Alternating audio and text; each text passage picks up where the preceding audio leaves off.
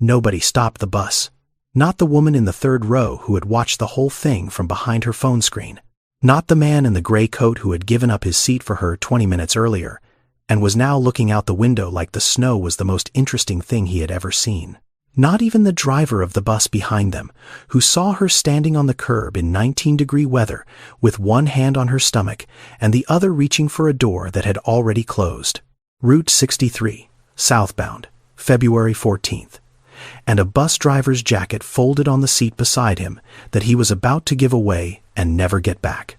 Nobody on Route 63 that evening knew that the man driving the bus ahead of them, the one who had just pulled over and opened his doors, had once been left in the cold himself, and that he had been 7 years old when it happened.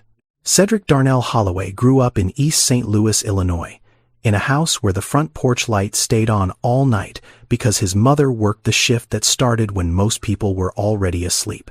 His father's name was Roland. Roland left when Cedric was 4. He did not leave dramatically. He simply stopped coming home one winter, and by spring the closet where his coats had been was just a closet. Cedric did not remember the leaving. He remembered the closet, the empty hangers, the particular silence of a space that used to hold someone and then held nothing. His mother Lorraine did not explain where Roland went. She did not need to. The explanation was in the empty closet and the extra shifts and the way she started locking the front door with both locks instead of one. Cedric was 7 years old the evening. Everything he would later become was set in motion. Lorraine was working a double at the plant. His after-school tutor dropped him at the bus stop on Martin Luther King Drive at 4:15. The bus was supposed to come at 4:30. It did not come at 4:30. It did not come at 5. The snow started at 5:12. He knew the time because there was a clock on the bank across the street, and he watched it the way you watch something when there is nothing else to do, and the thing you are waiting for has not arrived, and you are beginning to understand that it may not. Cars passed. Not many. The ones that did had their wipers going and their windows up and their headlights cutting through the snow in a way that made the snow look like it was moving sideways. He stood at the bus stop with his backpack and his hands in his jacket pockets, and he waited. He was 7. He did not know what else to do besides wait. A woman in a sedan the color of rust pulled over at 6:21. He had been standing there for 2 hours and 6 minutes. She leaned across the passenger seat and opened the door. She was wearing a dark blue coat. She did not ask his name. She did not ask where he lived. She looked at him standing in the snow with his backpack and his thin jacket, and she said 3 words. "You looked cold." He got in the car. She drove him home. She did not say much else. He did not say much either. She pulled up to the house, and he got out, and she drove away, and he never learned her name. Lorraine was already at the front door when he turned around. She had gotten home 11 minutes earlier. She had called the tutor. She had called the school. She had called the bus line. She was standing in the doorway with the phone still in her hand and the kind of terror on her face that does not look like panic, but looks like a woman who has already lost one person from this house and cannot survive losing another. She pulled him inside. She held him against her coat. She did not say anything for a long time. Then she said she was sorry. Then she said it again. He told her it was okay. It was not okay. But he said it because that was what you said when you were 7, and the person holding you was shaking. Years later, when people asked Cedric why he always kept a jacket folded on the seat next to the driver's seat, he did not tell them about the bus stop. He did not tell them about the 2 hours. He did not tell them about the woman in the blue coat whose name he never knew. He just said he liked to be prepared. The jacket sat there every shift. A CTA jacket, navy blue regulation issue, slightly too large for him because he had requested one size up so it could fit over whatever someone was already wearing. It sat on the seat beside him the way some people keep a photograph in their wallet, not to show anyone, just to know it was there. He did not remember the cold from that evening. Not really. The body forgets cold eventually. What he remembered was the passing. The cars that went by, the headlights that swept across him and kept moving. The specific feeling of being visible and ignored at the same time, which is not the same as being invisible. It is worse, because invisible means nobody sees you. Visible and ignored means they see you and decide you are not their problem. He remembered that. He carried it the way you carry something you did not choose to pick up but cannot figure out how to set down. And he remembered the woman, the blue coat, the 3 words. You looked cold. That was the whole thing. She had seen him. She had stopped. She had not made it complicated. She had not asked for context or identification or an explanation of why a 7-year-old was standing alone in the snow. She had just opened the door. He was the kind of man who stopped. That was all. That was everything. Lorraine Holloway worked the night shift at the Tyson Foods processing plant in East St. Louis for 19 years. 10 at night to 6 in the morning. 5 days a week. Sometimes 6. She would get home in time to make breakfast for Cedric and his younger sister Nyla before they left for school. Eggs and toast if there were eggs. Oatmeal if there were not. Then she would sleep for 4 hours, sometimes 3, and wake up and do whatever the house needed before doing it all again. She had been doing this long enough that her body had stopped protesting and had simply rearranged itself around the schedule the way a tree grows around a fence post, not gracefully, just eventually. Her hands told the story her mouth never did. They were thick in the knuckles and rough across the palms, and they smelled faintly of industrial soap, no matter how many times she washed them at home. The cold from the plant floor had settled into her joints permanently by the time she was 40. She opened and closed her fingers in the morning like someone testing a machine that used to work smoothly and now required negotiation. She never complained about the hands. She never complained about much of anything. Not because she did not feel it, because complaining required an audience and energy, and she had neither to spare. What Lorraine had was a system. The system was simple. You got up, you went, you came home. You fed your children. You went again. The system did not require motivation or inspiration or someone telling you that you were doing a good job. The system only required that you showed up, which she did, every night for 19 years, in the kind of quiet relentlessness that nobody writes about because it is not dramatic enough to be a story, except that it is. It is the whole story. Lorraine did not teach her children with words. She taught with behavior. When Mrs. Dolores Parker, 3 houses down, had pneumonia and could not get out of bed, Lorraine made soup at 9:30 at night before her shift and carried it over in a pot. She could not really afford to leave because she only had 2.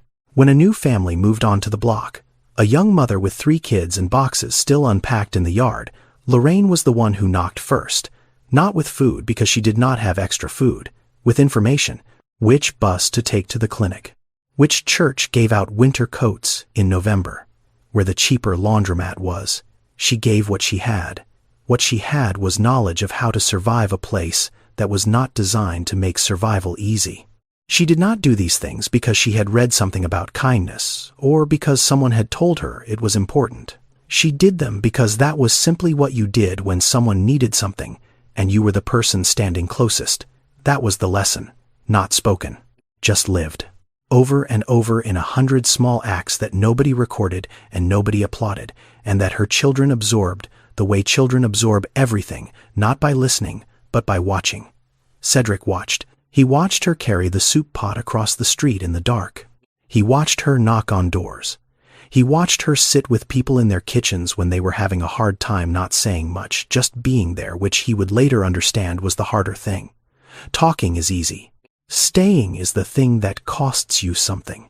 There was one thing Lorraine said out loud, one sentence she repeated enough times that it lived in the house like furniture. You do not have to fix everything. You just have to not walk past. She said it when Cedric came home from school upset about a kid who was being picked on and did not know what to do. She said it when Nyla asked why their neighbor was crying and whether they should do something. She said it the way some people say grace before dinner, not as a performance, as a fact, as the floor the whole house was built on. Cedric heard it so many times that he stopped hearing it as a sentence and started hearing it as the sound of his mother's voice. The two became the same thing, the words and the woman. He learned what a man was supposed to be not from watching one but from the specific shape of the space where one should have been standing. His father had left a hole. His mother had filled it. Not with a replacement, with herself, with the soup pot, with the night shift, with the sentence that lived in the walls. You just have to not walk past. Cedric moved to Chicago when he was 28. He had spent 6 years after high school doing the kind of work that was available in East St. Louis, which meant warehouse jobs and temp shifts, and one 11-month stretch driving a delivery truck for a linen company that went out of business on a Tuesday without telling anyone until Wednesday. He applied for the CTA because it was steady, and it had benefits, and because driving was the one thing he had always been good at, in the way that some people are good at things without being able to explain why. Not fast, not flashy, just attentive. The kind of driver who checked mirrors more than most people checked their phones. He passed the training. He got assigned Route 63, southbound. The route ran through Woodlawn and Englewood and into the neighborhoods on the south side, where the city's investment had been deferred so long that the deferral itself had become a kind of policy. The bus stops along Route 63 did not look like the bus stops along Michigan Avenue. On Michigan Avenue, there were shelters with glass panels and real-time arrival displays that told you the bus was 4 minutes away, and you could believe it. On Route 63, there were poles. Sometimes a sign. The average wait on the north side was 12 minutes. On Cedric's route, it was 28, not because there were fewer buses scheduled, because the buses that were scheduled broke down more often, got pulled from service more often, and were replaced more slowly because the maintenance budget followed the same pattern as everything else in the city. The money went where the money always went.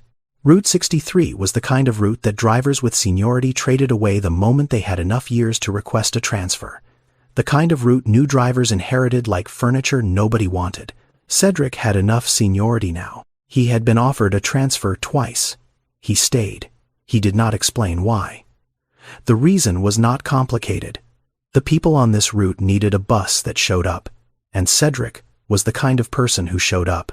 He knew them, not by name, by pattern, by presence. The old woman who boarded at Halstead every Tuesday and Thursday at 7:10 in the morning.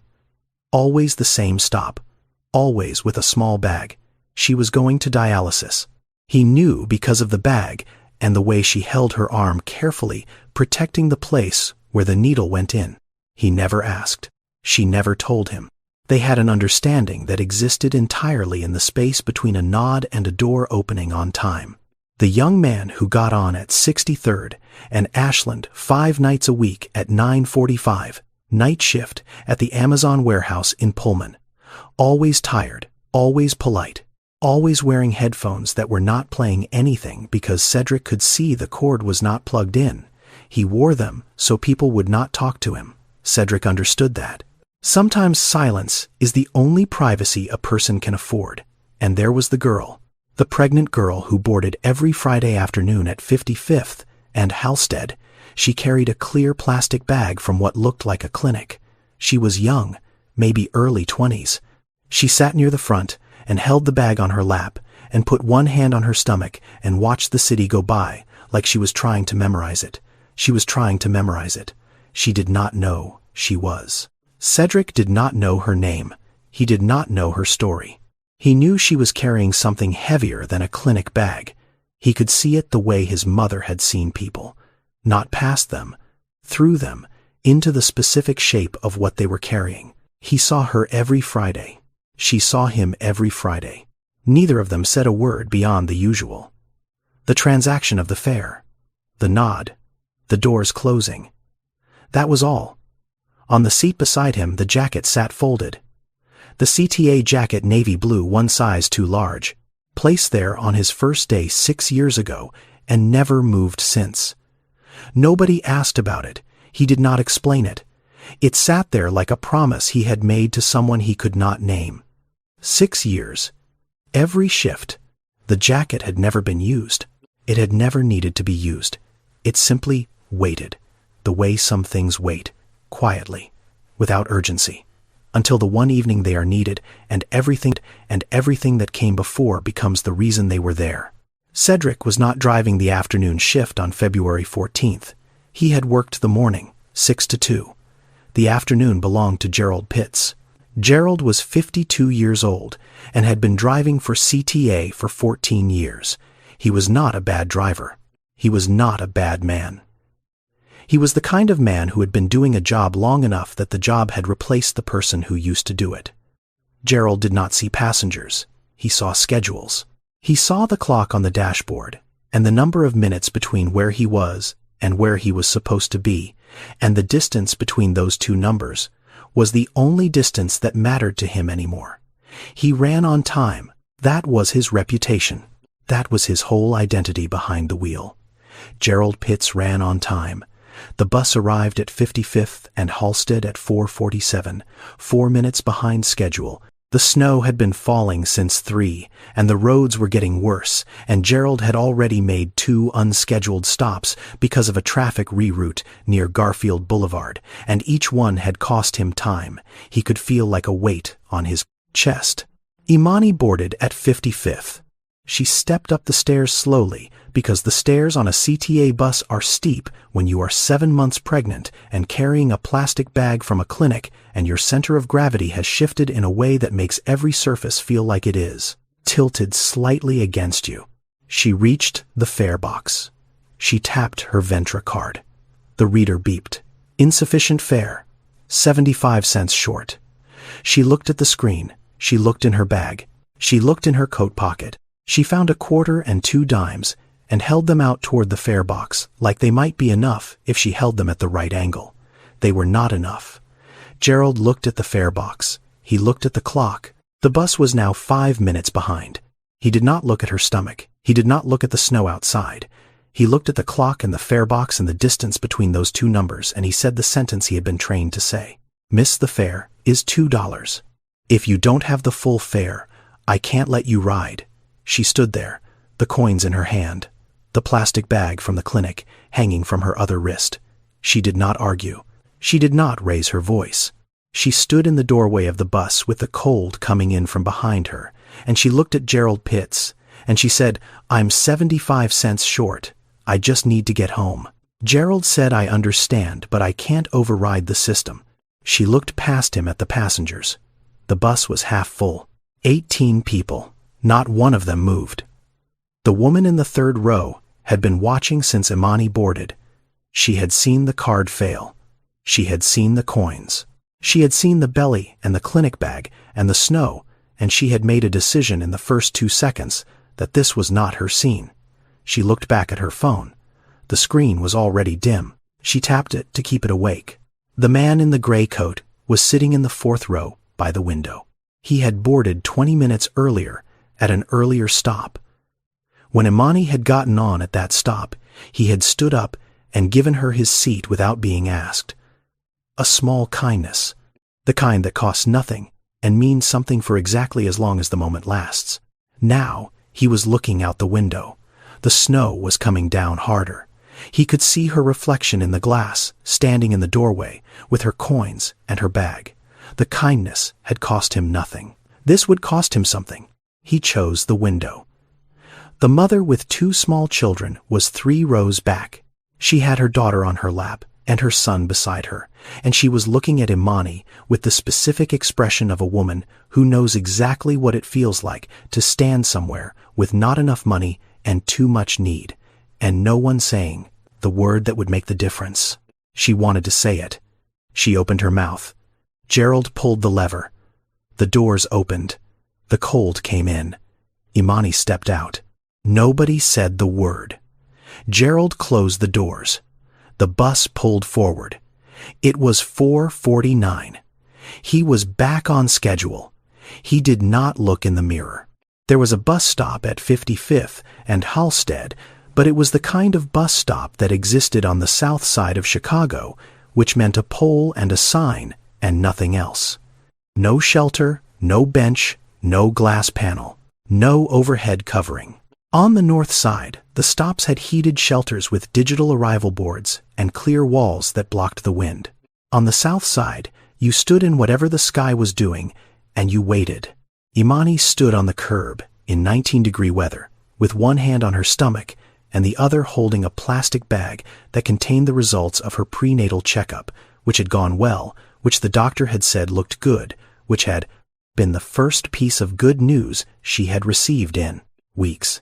She stood in the snow and watched the bus pull away, and she did not cry.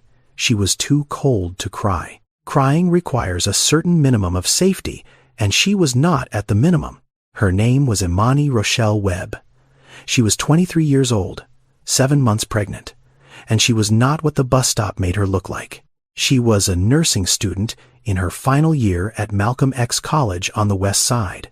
She took 3 buses to get to her prenatal appointments, because the hospital that used to be 5 minutes from her house, Roseland Community Hospital, had closed its doors in 2020, just closed. The emergency room, the labor ward, the outpatient clinic. All of it gone in the amount of time it takes a city to decide that a neighborhood does not generate enough revenue to justify keeping its people alive nearby. When Roseland closed, the nearest hospital with a maternity ward was 40 minutes away by bus. If the buses ran on time, if you could afford the fare, if the weather was not 19 degrees and falling. Imani had grown up in Roseland. Her mother, Denise Webb, had worked as an emergency room nurse at that same hospital for 11 years before it shut down. Denise had been the kind of nurse who remembered patients by name and condition, not by chart number. The kind who stayed past the end of her shift, not because she was asked, but because the person in the bed was not done needing her yet. When the hospital closed, Denise transferred to a facility 35 minutes away by car. She had not missed a shift. The commute had cost her something that did not show up on a pay stub, but she went.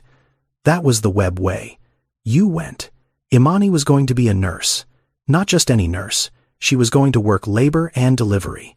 She was going to be the person in the room when someone's child arrived. She was going to be the first hands.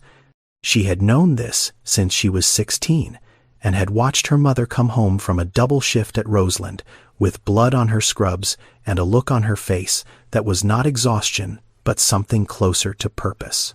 The kind of tired that meant you had done something that mattered. Imani wanted that tired. She was almost finished. 1 more semester.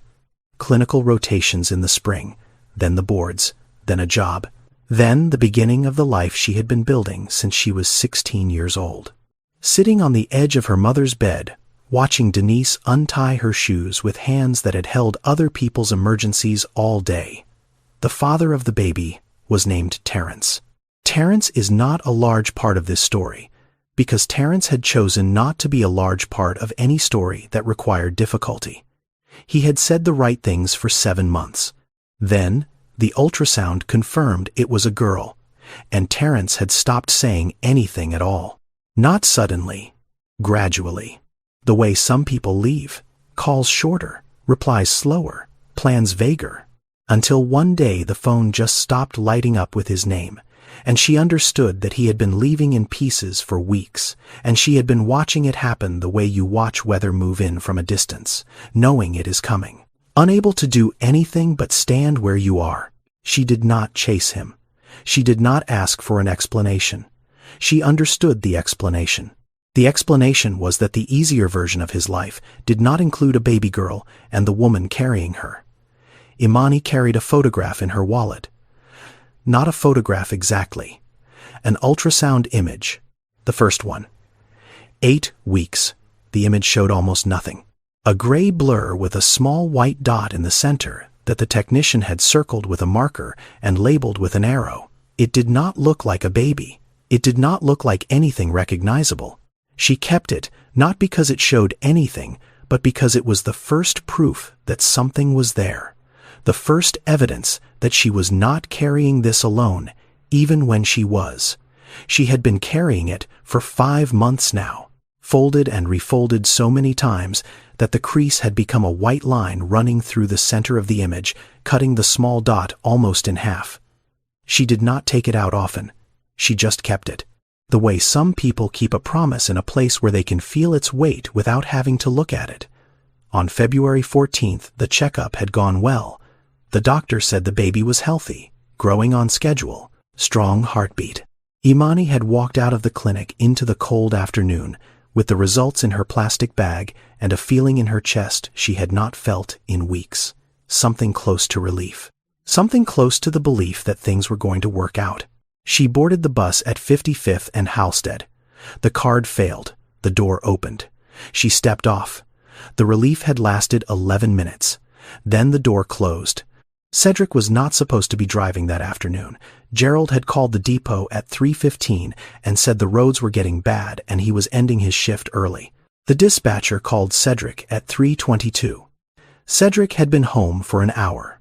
He was sitting at his kitchen table in the apartment in Woodlawn, eating a sandwich he had made with the last of the bread. He picked up the phone. He said yes. He always said yes. He drove to the depot. He signed in. He took the bus out on Route 63 southbound, running 12 minutes behind Gerald's abandoned schedule. He was passing 55th and Halstead at 5:03 when he saw her. She was standing at the bus stop, not under a shelter, because there was no shelter, just standing at the pole with the sign, one hand on her stomach, one hand holding a plastic bag, snow on her shoulders, snow in her hair. She was not waving the bus down. She was just standing there the way people stand when they have stopped expecting the next thing to be the thing that helps them. Cedric was 3 blocks from the next scheduled stop. If he stopped here, it was a violation. CTA Regulation 7.4. Operators may not make passenger stops at non-designated locations. If he let her ride without fare, it was another violation. Revenue policy. The fare box is not optional. He thought about the rules. He thought about the job. He thought about the 7 years he had spent building something stable, after 28 years of nothing being stable. He thought about the apartment and the rent, and the fact that this job had benefits, real benefits, the kind with dental and a pension, and that a pension was not something people from East St. Louis took for granted because a pension meant you had stayed somewhere long enough for the staying to be worth something. He thought about all of that. Then he saw her hand on her stomach. And he did not remember a specific memory. He remembered a shape. The shape of standing somewhere cold and watching things move past you without stopping. The shape of being 7 years old at a bus stop in East St. Louis and watching headlights sweep across you and keep going. The shape of being visible and ignored. He pulled the lever. The doors opened. The cold came in. He reached across the seat. He picked up the jacket. The CTA jacket. Navy blue, one size too large, folded on the seat beside him every shift for 6 years. He unfolded it. He stood up. He stepped off the bus, into the snow. Without his jacket, he walked to where she was standing. She looked up at him. He put the jacket on her shoulders. She did not move. He did not say what the woman in the blue coat had said to him 27 years ago. He did not need to. The jacket said it. The bus is warm. Come on. She looked at him, 2 words back, barely a whisper. Okay. Thank you. He walked her to the bus. She stepped up the stairs. He followed her in. He sat down behind the wheel. He pulled the lever. The doors closed. He did not enter a fare. He did not log the stop. He turned the heat to maximum and pulled the bus back onto the road. He was 14 minutes behind schedule now. He did not look at the clock. Imani sat in the front row. The jacket was too big for her. It smelled like the bus, like the heater and the vinyl seats, and the particular neutral scent of a man who had been doing honest work in a small space for a long time. She pulled it around her shoulders and put both hands on her stomach and watched the snow through the windshield and did not say anything else. The bus was quiet. Not the normal quiet of people ignoring each other. A different quiet. The quiet of people who had just seen something and were not sure yet what it meant. The girl in the second row, young maybe 19, looked at Imani sitting down in the oversized jacket and stood up without a word and moved to the back so Imani could sit closer to the heater vent. She did not explain why. She just moved. The old man in the 5th row had been riding Route 63 for 4 years. He had seen Cedric almost every day for as long as he had been taking this bus. The driver who nodded. The driver who waited the extra few seconds when he saw someone running for the stop. The driver who never seemed to be in a hurry even when the schedule said he should be. He had never once thought about the man driving the bus. He was thinking about him now. He looked at Cedric through the rearview mirror. No jacket, both hands on the wheel, eyes on the road. Something about the back of his neck, the set of his shoulders, the absence of the jacket that had always been there on the seat beside him. The old man had never seen him without it. He was seeing him without it now. The mother with the 2 children had transferred from Gerald's bus at the previous stop. She had been there when Imani stepped off. She had been there, and she had not said the word. And now she was here on this bus, watching a different driver do the thing she had not done, and she was crying. Not loudly, just tears on her face that she was not wiping away, because wiping them would mean acknowledging them, and acknowledging them would mean admitting that she had been on the other bus when it mattered and had chosen silence. She was not crying because it was sad. She was crying because she had watched the door close and had not said the word, and someone else had. The young man near the back had his headphones on. He had not seen Cedric stop the bus. He had not seen the jacket. He had not seen any of it. He just noticed that the bus was unusually quiet, the kind of quiet that does not happen on city buses. He took off his headphones. He looked around. He saw a pregnant woman in the front row wearing a bus driver's jacket that was 3 sizes too big for her. He did not know the story. He did not know what had happened on the bus before this one, or what it had cost the driver to stop where he was not supposed to stop. He just knew that something had happened on this bus that did not usually happen on buses. He put his headphones in his lap. He kept them there for the rest of the ride. Cedric did not turn around. He did not check on her. He drove, both hands on the wheel. The cold from outside, pressing through the gap in the driver's side window, where the seal had worn thin years ago, and nobody had replaced it because Route 63 was the kind of route where things did not get replaced quickly. He felt the cold on his arms and the side of his neck. He did not feel heroic. He felt cold. Those 2 things were not contradictions. They rode in silence for 7 minutes.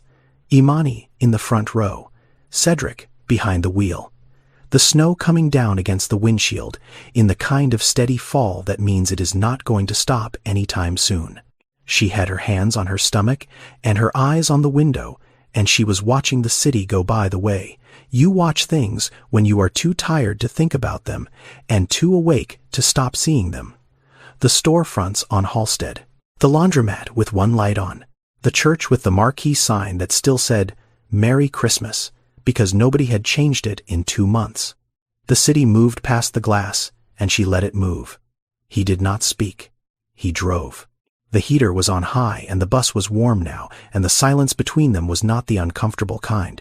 It was the kind that happens when 2 people have arrived at the same understanding without discussing it. The understanding that sometimes the thing that just happened does not need to be talked about yet. It just needs to be sat in. She spoke first, without turning her head, quiet, almost to herself. "Thank you." Cedric looked at her in the rearview mirror. The jacket around her shoulders, her hands still on her stomach. He said she did not have to thank him. She was quiet for a moment. Then, still looking at the window, she said, "People keep saying that, but nobody does it." He did not answer. He drove past 2 more stops, picked up 1 passenger who boarded without noticing anything unusual, dropped off another who pulled the cord and stepped out into the snow without a word. The bus moved. The wipers moved. Then Cedric said something he had not planned to say.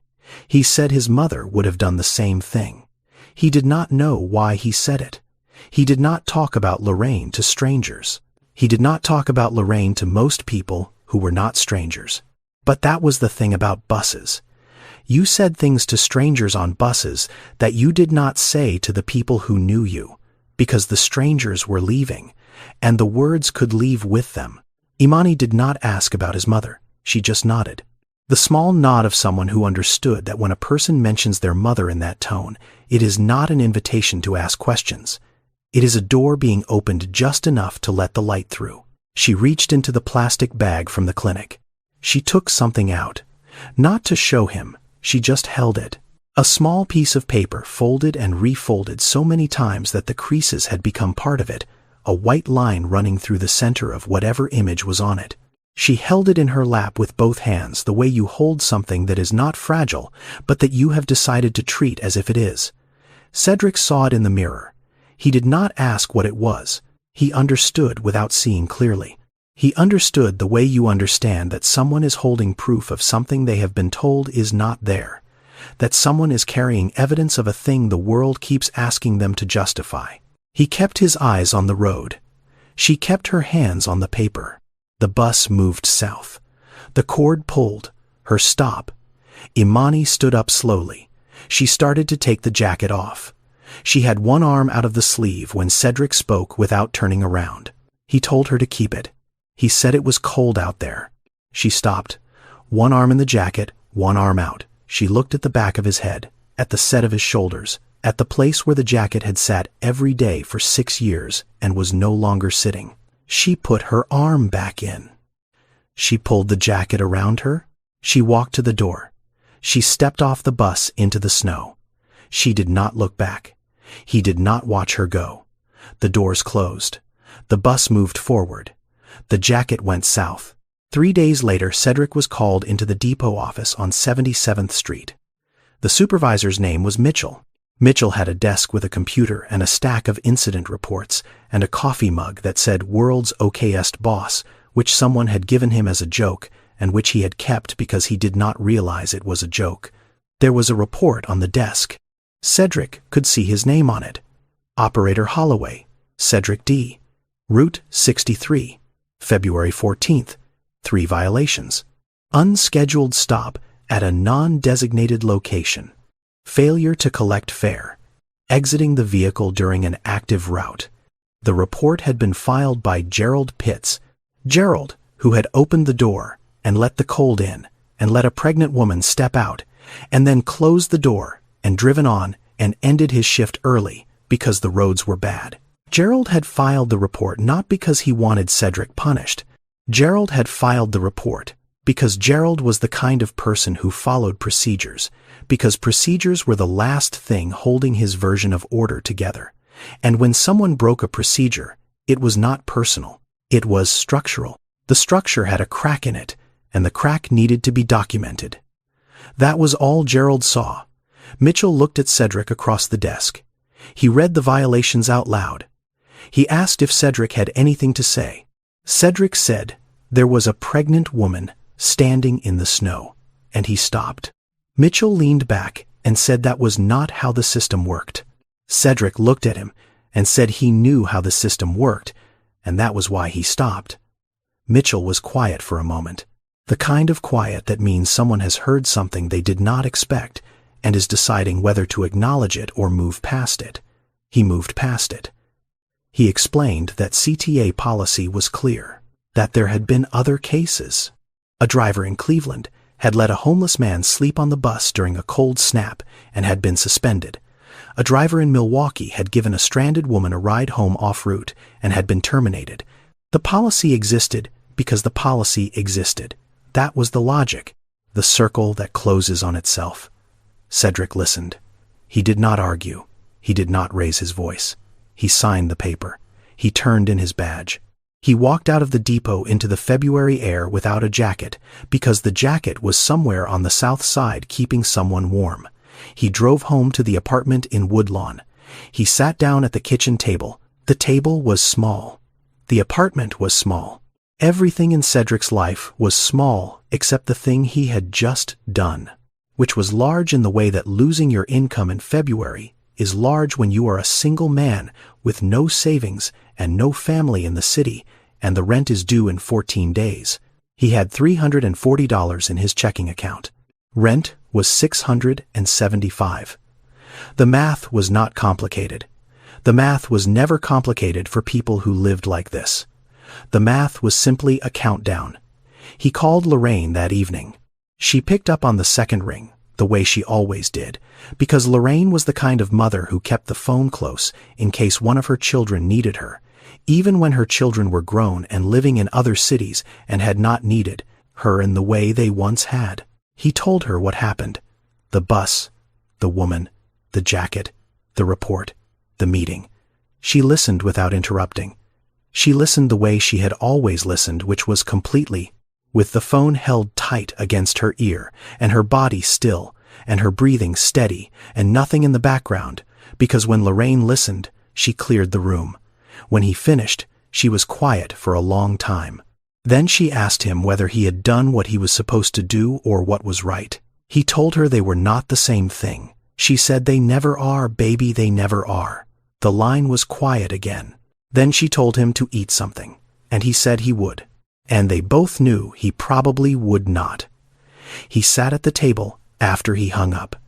He looked at the kitchen, the bill from ComEd on the counter, the gas bill next to it, the calendar on the wall still showing January because he had not turned it, February, outside the window, the city doing what it always did at night on the south side, not quite sleeping, just dimming. He thought about the jacket. He did not regret giving it away. He did not regret it. He was simply a man sitting in a cold apartment in February who had done the right thing and was now paying for it in the specific currency that rightness often costs.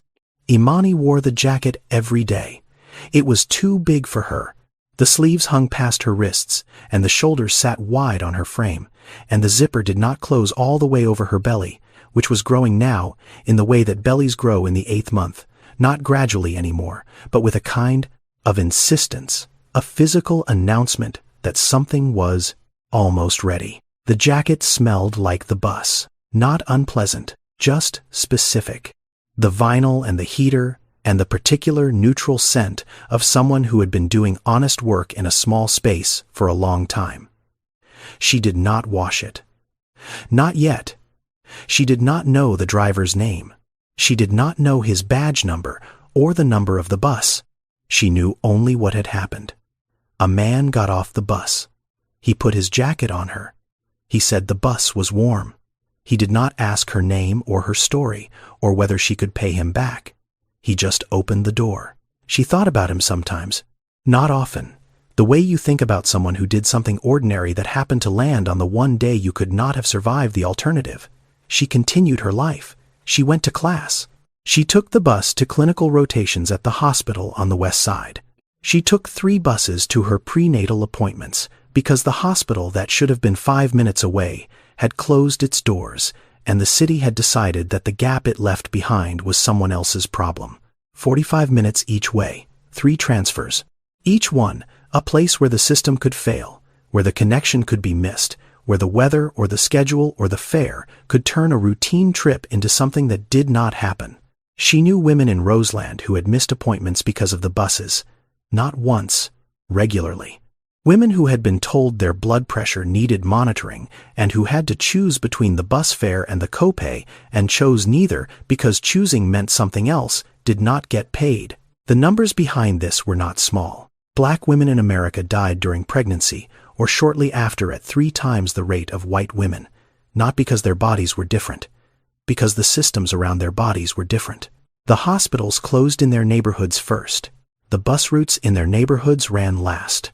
The appointments in their neighborhoods required the most transfers and the longest waits and the highest likelihood that something would go wrong between the front door and the exam room. Imani knew this, not as a statistic. She knew it as a Tuesday afternoon standing at a bus stop in the rain with a clinic bag in her hand, wondering whether the second bus was coming or whether she had already missed it, and the answer to that question was the difference between a checkup that happened and one that did not. She was going to be a nurse in these rooms. She was going to be the person who understood why a woman showed up late or did not show up at all because she had been that woman. She rode the buses in the jacket. The ultrasound photograph, the first one, the 8-week image with the small white dot and the crease running through the center, was in the left pocket now. She had moved it from her own coat to the jacket without thinking about it the way you move important things to the place that feels safest. His jacket was carrying her proof now, without knowing it was there. 6 weeks after the night on Route 63, on a Wednesday morning in early April, Imani woke up at 4:15 with a feeling that was not pain exactly, but pressure the kind that arrives from somewhere deep and does not negotiate. Denise drove her to the University of Chicago Medical Center, 40 minutes in the dark. Denise had done this drive in her head 100 times since Roseland closed, practiced it the way you practice a fire drill, knowing the route by heart. because the moment it matters is never the moment you have time to look it up. They arrived at 5:02. The labor ward was bright. The kind of bright that exists only in hospitals and in kitchens at 3 in the morning and in the specific places where things begin or end. Imani was in a gown and on a bed and holding her mother's hand and doing the thing she had spent months preparing to help other women do, and finding that preparing for something and living through it are two entirely different categories of experience. She did not scream. She was not quiet either. She made sounds that were hers, and hers alone, the kind that do not belong to language, because language is too slow for what the body is doing. Denise held her hand. Denise, who had spent 11 years in emergency rooms, who had seen every kind of arrival and every kind of departure, who knew better than most people that the distance between the two was sometimes measured in minutes. She held her daughter's hand and said nothing, because there was nothing to say that the hand was not already saying. The room was very bright and very loud, and then it was very quiet, and then there was a sound that was not hers, and she understood that the sound was the beginning of someone. A girl, 6 pounds, 11 ounces, born at 7:41 in the morning on a Wednesday in April, while the city outside was doing the thing Chicago does in early spring, which is pretend that winter is over, while the wind off the lake says otherwise. Imani named her Zora. She did not explain the name to anyone in the room. The name explained itself if you knew where to look. Denise held the baby and looked at her for a long time without speaking. Then she said she looked like she already knew things. Imani laughed. A tired laugh. The kind that comes out of you after hours of work that is not like any other work, because the result is breathing and looking at you with eyes that have never seen light before and are deciding what to make of it. The jacket was folded on the chair beside the bed. She had worn it to the hospital, taken it off when she changed into the gown, folded it the way it had been folded on the bus seat. It sat there beside the bed the way it must have sat beside the driver's seat for 6 years before he gave it away. She looked at it. She looked at Zora. She looked at the jacket again. For the first time since that night, she thought not about what had happened, but about the person it had happened to. Not herself. Him. The driver who had stepped out into the snow without a jacket in February. She did not know what it had cost him. She did not know that 3 days after he gave it to her, he had sat in a depot office and signed a piece of paper that ended the only stable job he had ever had. She did not know about the $340 or the kitchen table or the February math. She only knew that a man had taken off his jacket in the cold and had told her to keep it, and she had kept it, and it was here, now, in a hospital room in April, with a baby sleeping next to it, who would not exist in this room in this city on this morning, if a certain set of things had gone differently. On a certain night in February, she looked at the jacket on the chair. She said quietly that she should find him, not to Denise, not to Zora, to the room, to the jacket, to the person who was not there. She did not know yet that finding him would take 4 months, or that when she did, he would be standing in the last place she expected. Cedric applied for 14 jobs in the first 3 weeks. Warehouse work, delivery routes, a janitorial position at a school on the west side, a loading dock job at a distribution center near Midway. He filled out the applications at the kitchen table with a pen that kept running out of ink, and he wrote the same thing on every one of them. Previous employer, Chicago Transit Authority. Reason for departure, terminated. Nobody called back. Not because he was unqualified, because the word terminated sat on a resume, the way a stain sits on a shirt. You could explain it, you could contextualize it, but the person reading it had already decided what it meant before they reached the explanation. He was 34 years old, no degree. 6 years of driving a bus and a termination letter and a kitchen table and a pen that did not work. Lorraine sent $200 through Western Union on the 1st of March. He did not ask for it. She did not ask if he needed it.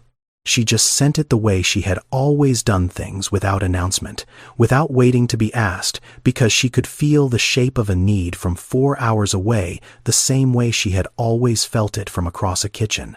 He cashed it and sat with the specific shame of a grown man being kept alive by his mother's money. Not because the shame was reasonable, because it was there. Shame does not need to be reasonable to take up space in a room. The neighbor's car broke down on a Tuesday. The neighbor's name was Otis. He was 67, and he drove a 2003 Buick LeSabre that had been making a sound from the engine for 2 months that Otis had been ignoring, because ignoring a problem is free and fixing it is not. Cedric heard the sound from his apartment window. He went outside. He asked Otis to pop the hood. He looked at the engine the way his hands knew how to look at engines, which was a skill he had taught himself in East St. Louis when he was 17, because when you cannot afford a mechanic, you become one. He fixed it in 40 minutes with a set of tools that had arrived in a box from Lorraine 2 weeks after he moved to Chicago. The tools had belonged to his father, Roland, the man who left. Lorraine had kept them, not out of sentimentality, not out of anger.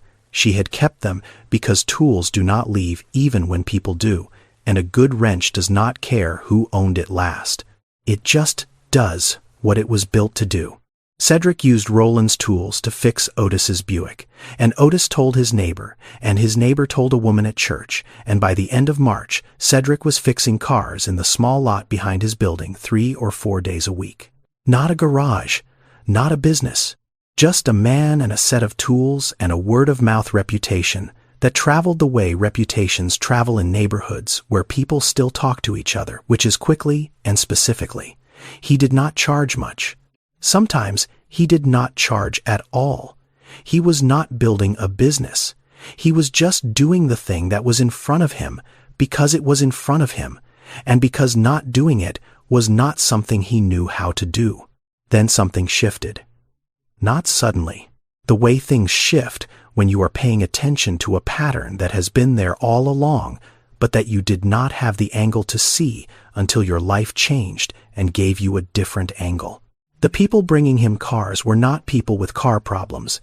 They were people with transportation problems. Mrs. Givens on 64th Street had missed 2 dialysis appointments in February because the bus was late and the clinic would not hold her slot past 15 minutes. Tanya Coleman on Woodlawn Avenue had lost a shift at her job because Route 63 was rerouted for construction, and nobody told the riders until the bus did not show up. A teenager named Devin had missed a placement exam at Kennedy King College because his transfer did not connect, and by the time he arrived, the testing center was closed.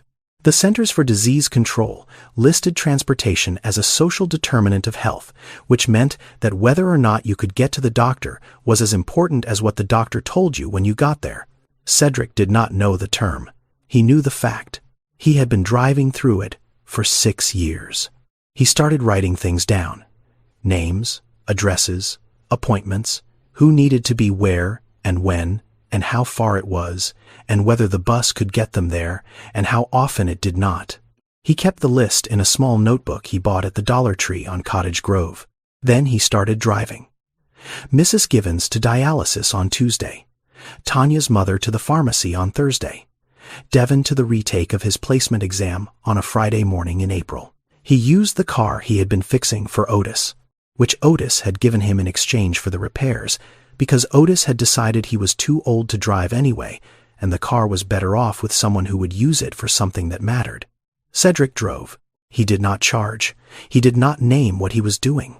He just did it. The way Lorraine had carried soup across the street in the dark. The way the woman in the blue coat had pulled over on Martin Luther King Drive and opened her door. You do not have to fix everything. You just have to not walk past. 4 months after the night on Route 63, Imani was standing outside the Woodlawn Community Health Center on a Thursday morning in June. She had graduated from Malcolm X College in May. She was doing her clinical rotation at the health center 3 days a week, working the intake desk and assisting with prenatal appointments, and learning the specific rhythms of a community clinic, which are not the rhythms of a hospital. A hospital moves fast. A community clinic moves at the speed of the people it serves, which means slowly, because the people it serves have been waiting for everything else in their lives for so long that they have learned to wait here too, even though this is the one place that is supposed to be for them. She was standing outside because she had stepped out to check on a patient who had called to say she was running late. The patient's name was Mrs. Givens. Mrs. Givens was 68 and came in for blood pressure monitoring every 2 weeks and had missed her last appointment because the bus had not come. Imani was looking down the street for her when she saw a car pull up. An old Buick, rust on the passenger door. A man got out of the driver's side and walked around to the passenger side and opened the door for Mrs. Givens, who stepped out slowly with her bag in one hand and his arm in the other. Imani watched the man. He was in his mid-30s. He was not wearing a jacket, even though the morning was cool in the way that Chicago mornings are cool in June, which is not winter cool but cool enough that most people wore something over their arms. He stood beside the car and waited while Mrs. Givens adjusted her bag. He did not rush her. He did not check his phone. He just stood there with the specific patience of a man who stops. Imani recognized the posture before the face. She had never seen his face clearly. That night in February it had been dark and snowing, and she had been looking down at the sidewalk and then looking at his shoulders from the front seat and then looking at the back of his head from behind. She did not recognize his face. She recognized the way he stood, the way he waited, the way he opened a door for someone without making it into a performance. She stood at the entrance to the clinic. Mrs. Givens walked past her and inside. The man turned back toward the car. He saw Imani standing there. He looked at her. He did not recognize her. Why would he? He had seen her once in the snow at night for less than 3 minutes. She was one passenger on one evening, on a route he no longer drove. Then his eyes moved down from her face, to the jacket, the CTA jacket, navy blue, one size too large, zipped halfway up over a white scrub top. He stopped. She said he had stopped the bus. He looked at the jacket. He looked at her. He looked at the thing she was carrying against her chest in a cotton sling, which was a baby 2 months old with her eyes closed and her hands curled into fists the size of plums. He did not speak for a moment. Then he said she had kept the jacket. She said he had given it away in February without asking whether he would get it back. They stood there. Neither of them moved. Then she said, "This is Zora." He looked at the baby. He looked at her for a long time. Very quietly, almost to himself, he said, "She looks warm." The words landed in the space between them and stayed there. She looks warm. The echo of a sentence he had never said out loud, but that had lived in his body for 27 years. You looked cold. He had seen a woman standing in the cold, and he had given her the only warm thing he had. And now he was looking at her daughter wrapped in cotton and sleeping in the June air with the particular ease of someone who has never known cold. She looks warm. The loop closed. She asked him what had happened after that night. He was quiet. Then he told her. The depot, the report, the termination, the $340 and the $675 rent and the February math, the cars, the neighbor, the tools, the notebook with the names and the addresses and the appointments. She listened the way her mother listened, which was completely without interrupting, without arranging her face into an expression that was supposed to mean something. When he finished, she asked them if they had fired him for stopping. He said they had fired him for stopping where he was not supposed to stop. She looked at him. She said he had stopped where he was supposed to stop, and they just did not have a sign there. Neither of them said anything for a while. They stood outside the clinic in the early summer air, with a 2-month-old baby between them and a jacket that had traveled further than either of them had expected. And for the first time in 4 months, Cedric felt something that was not cold. They sat on the bench outside the clinic, and they compared notes. Not deliberately, not in the way of two people who have decided to collaborate. In the way of two people who start talking about the same thing from different ends, and slowly realize they are describing the same room. Imani told him about the clinic, about the patients who did not come. 15 to 20% of scheduled appointments missed every month, and the number one reason was not that people did not want to come. It was that they could not get there. The bus took too long. The transfer did not connect. The fare was too much. On a week, when the fare was the difference between getting to the doctor and getting to work. She told him about the pregnant women who missed prenatal visits because the hospital was 45 minutes away by bus, and the bus was late, and the appointment was at 8 in the morning, and you cannot hold an 8 o'clock appointment when the 6:45 bus does not, arrive until 7:20. She told him about the numbers. 3.6 million Americans missed medical appointments every year because they could not get there. Not because they were careless, not because they did not value their health, because the distance between where they lived and where the care was had a cost attached to it that the system had decided was their problem to solve. Cedric listened. Then he took out the notebook. The small one from Dollar Tree. He opened it to the page with the names. Mrs. Givens, Tanya Coleman's mother, a man named Harold who needed to get to the VA hospital on the west side every other Friday. A woman named Patrice, who had a standing appointment at a clinic on 71st Street for her son's asthma. 8 to 10 people a week. He drove them. He paid for the gas. He did not have a name for it. He did not have a structure. He just had a car and a list. Imani looked at the list. She read the names. She stopped on the third one. Mrs. Givens. The same Mrs. Givens who had just walked into the clinic. The same Mrs.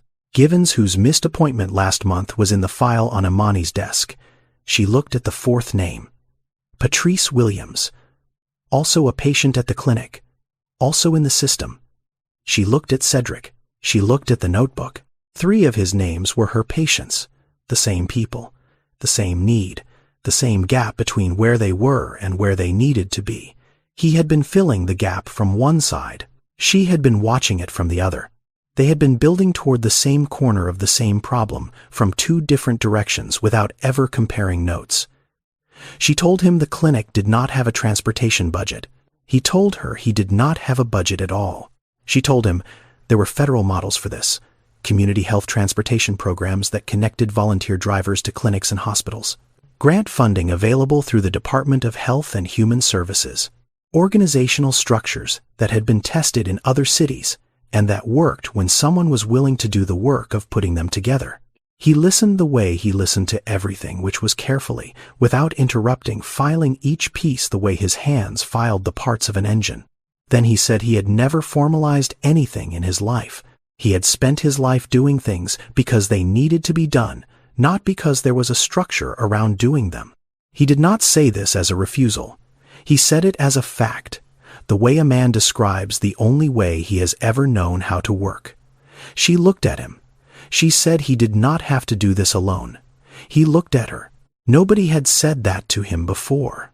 Not because people did not care, because nobody had been standing close enough to the same problem to see that he was already in it. He called Lorraine that night. She picked up on the first ring. She was in the kitchen in East St. Louis, the same kitchen where she had paid bills after the kids were asleep and cried once in the year after Roland left when she thought both children were in bed. She was drinking tea. She was always drinking tea at this hour. The mug was the one with the chipped handle that she had kept for 12 years, because it held heat longer than the others, and because Lorraine did not throw things away that still worked. Cedric told her everything. The clinic. The woman from the bus. The jacket she was still wearing 4 months later. The baby. Zora. He told her the woman was a nurse, now working at the same clinic where he had been dropping off patients. He told her about the notebook and the names and the 3 names that matched. He told her the woman wanted to build something together. A program, a real one. Lorraine listened. She did not interrupt. She listened the way she had always listened, which was with her whole body, the phone pressed to her ear, her tea getting cold because she had forgotten it was there. When he finished, she was quiet for a long time. Then she said he had given that jacket away in February and it was still keeping somebody warm in June. She said that was not a jacket, that was a sermon. Cedric laughed, a short one. The kind that comes when someone has said something so precisely true that the body does not know what else to do with it.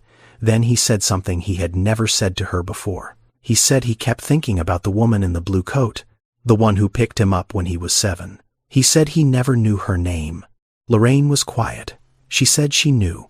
He said he thought about her every time he stopped for someone. Lorraine said she knew that too. The line held. Neither of them spoke. Outside the kitchen window in East St. Louis, the streetlight was doing the thing it always did, which was flicker twice before staying on, And Lorraine watched it the way she watched most things patiently, without expecting it to change. Then she said his daddy left. That woman stopped. He stopped. She said that was the whole story. She told him he could stop telling it to himself like it was a question. It was not a question. It was the answer. They built it in 3 months. Not because 3 months was fast. Because 3 months was all they had before the grant deadline. Imani wrote the proposal at the kitchen table in her apartment in Roseland, with Zora sleeping in the bassinet beside her and the laptop balanced on a stack of nursing textbooks she had not yet returned to the college bookstore. She had never written a grant before.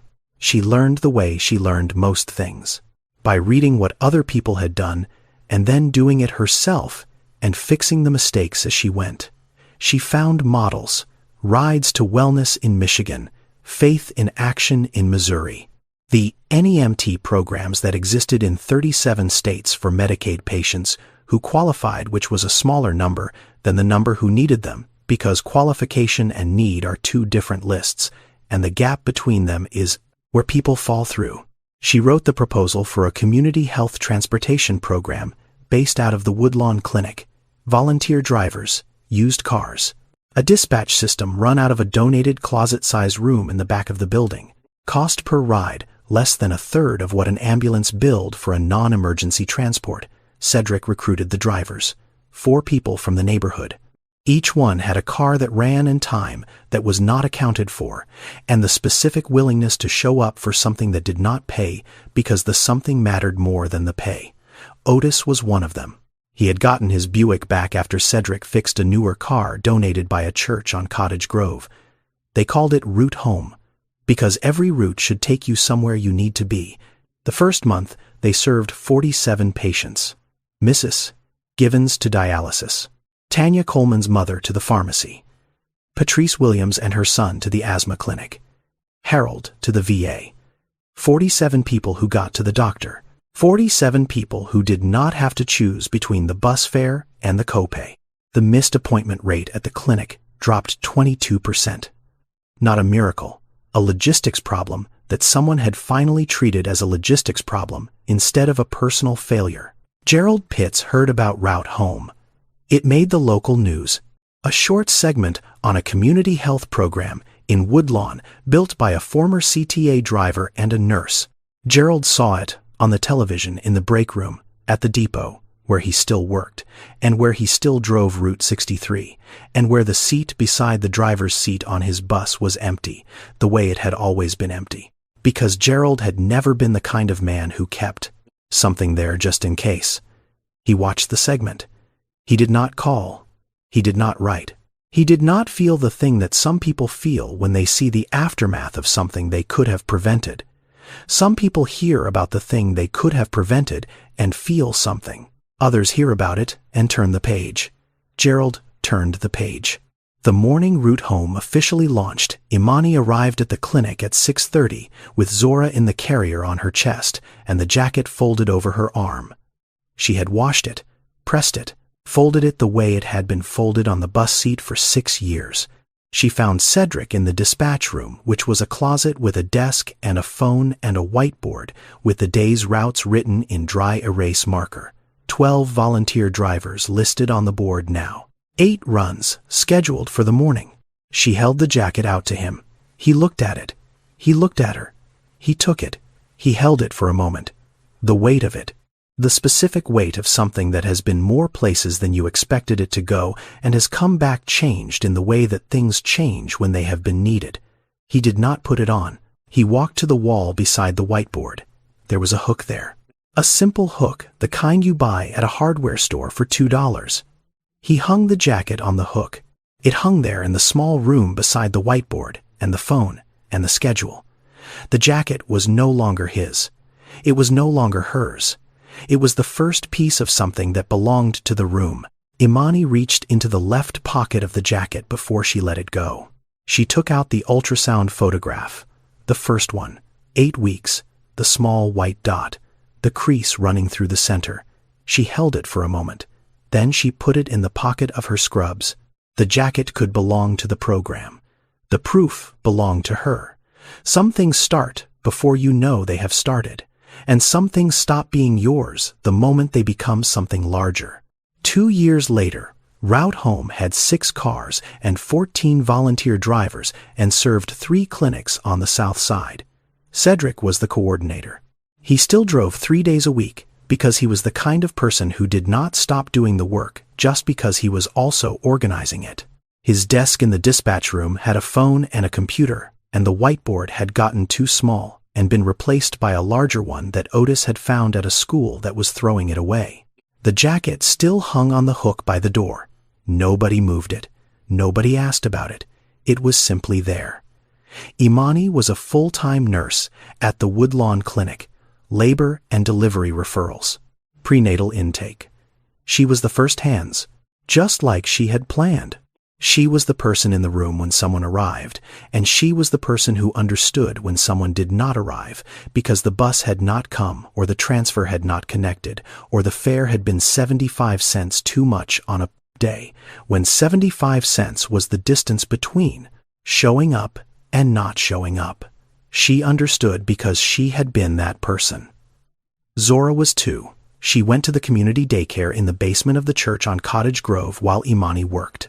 She was the kind of 2-year-old who looked at everything with a seriousness that made adults uncomfortable because it felt like she was deciding something about them. She did not know yet about the bus, about the snow, about the jacket. She would.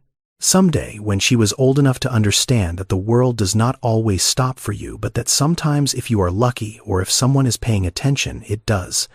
Lorraine came to Chicago in October. She took the Greyhound from East St. Louis because she did not like flying, and because the bus was $32 and the plane was $180. And Lorraine had spent her whole life knowing the difference between those 2 numbers, even when she no longer had to.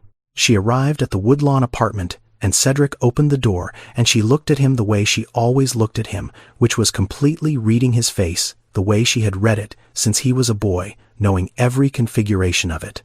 She saw something new in it, something settled. She met Zora.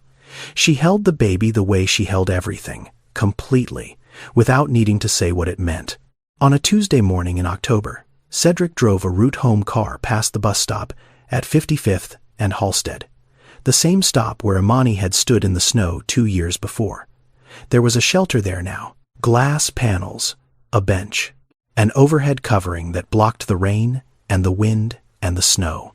CTA had installed it 6 months ago after a community petition with 400 signatures, half of which had been collected by patients at the Woodlawn Clinic who had spent years standing at that pole in whatever the sky was doing. Cedric slowed the car. He looked at the shelter. He looked at the bench. He looked at the place where she had been standing. The shelter had not been there when it mattered. It was there now.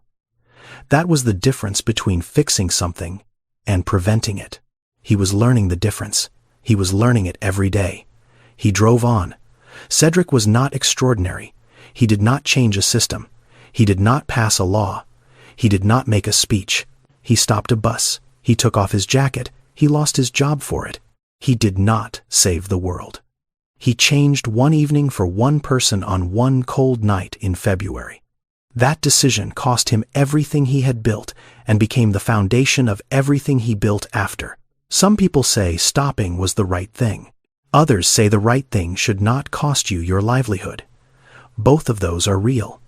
Neither one is the question that will stay with you. The question is this: you have been on buses like that. You have watched doors close on someone. You may have been the person the door closed on. You may have been the person who looked out the window.